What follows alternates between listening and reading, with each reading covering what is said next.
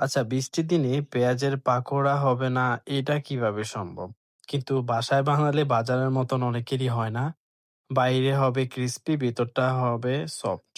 আবার এই পাকোড়াকে অনেকে আবার কাঁকড়া ভাজিও বলে। কেন বলে? আজকে আমি টোটাল ডিটেইলস আপনাদেরকে বলবো। তো চলুন বাজারের মতন কিভাবে পেঁয়াজের পাকোড়া বানানো হয়, আজকে ফুল ভিডিও দেখাবো। তো চলুন আমরা প্রথম স্টেপে যাই।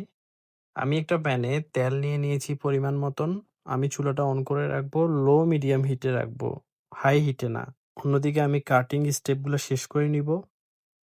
এখানে আমি পাকোড়া তৈরি করার জন্য ৬টি মিডিয়াম সাইজের পেঁয়াজ নিয়ে রেখেছি। পেঁয়াজের মাঝখানের অংশটা আমি কেটে নিচ্ছি, কারণ এটা আমার পাকোড়া তৈরিতে অনেক বেশি হেল্পফুল হবে। ঠিক এই লেন্থেই পেঁয়াজের কাটিং হবে। আমি যেভাবে কাটছি এভাবেই কেটে নিবেন।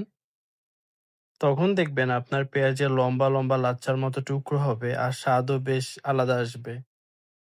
খেয়াল রাখবেন এগুলোকে বেশি মোটা কাটবেন না, একটু পাতলাই রাখবেন ঠিক এভাবে। আমি সবগুলা পেঁয়াজ ঠিক এভাবেই কেটে নিয়েছি। শুরুতে আমি পেঁয়াজের সাথে এড করব ১ টেবিল চামচ লবণ।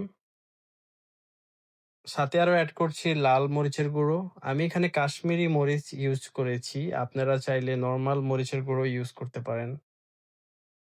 ভালো কালারের জন্য চেষ্টা করবেন কাশ্মীরি লাল মরিচের গুঁড়োটা ইউজ করার জন্য। আমি হাত দিয়ে ভালোভাবে মিক্স করে নিয়েছি মরিচ আর লবণের সাথে পেঁয়াজগুলো। এখানে আমি ৩টি কাঁচামরিচ কুচি করে নিচ্ছি। আমি এখানে বিলাতি ধনেপাতা ইউজ করেছি। এইটার ফ্লেভারটা অনেক বেটার। আপনারা নরমাল ধনেপাতাও ইউজ করতে পারেন। আমি ভালোভাবে কুচে নিচ্ছি। এবার পেঁয়াজগুলো ভালোভাবে হাত দিয়ে চেপে অতিরিক্ত পানি বের করে নিব। এতে আলাদা করে পানি দিতে হবে না। আর পাকোড়াগুলো হবে একদম মুচমুচে। এখন আমি সাথে এড করব কুচি করে রাখা কাঁচামরিচ। দিয়ে দেব ধনেপাতা কুচি। হাফ চামচ জিরা গুঁড়া দিয়ে দিলাম। ধনিয়া গুঁড়া দিলাম হাফ চা চামচ। সাথে এড করছি ১ চামচ আদা বাটা, ১ চামচ রসুন বাটা, ১ চামচ লাল মরিচের গুঁড়ো, হাফ চামচ হলুদের গুঁড়ো। এই মসলাগুলোকে আমি এখন ভালোভাবে মিক্স করে নিব। আর বেশি কোনো মসলার প্রয়োজন নাই। এবার আমি পেঁয়াজগুলোকে কোটিং করে নিব। আমি এখানে হাফ কাপ চালের গুঁড়ো ব্যবহার করেছি। এই চালের গুঁড়োটাই কিন্তু আমাদের পাকোড়াকে অনেক বেশি ক্রিস্পি করবে। এই চালের গুঁড়োর ট্রিক্সটা কিন্তু সব দোকানদাররাই ব্যবহার করে। এখন আমি চালের গুঁড়োর সাথে মিশ্রণটি খুব ভালোভাবে মিক্স করে নিব। এখন আমি নিয়ে নিচ্ছি হাফ কাপ পরিমাণ বেসন। আমি এখানে অল্প পরিমাণ হাতে নিয়ে মিশ্রণটির সাথে ভালোভাবে মিক্স করতে থাকবো।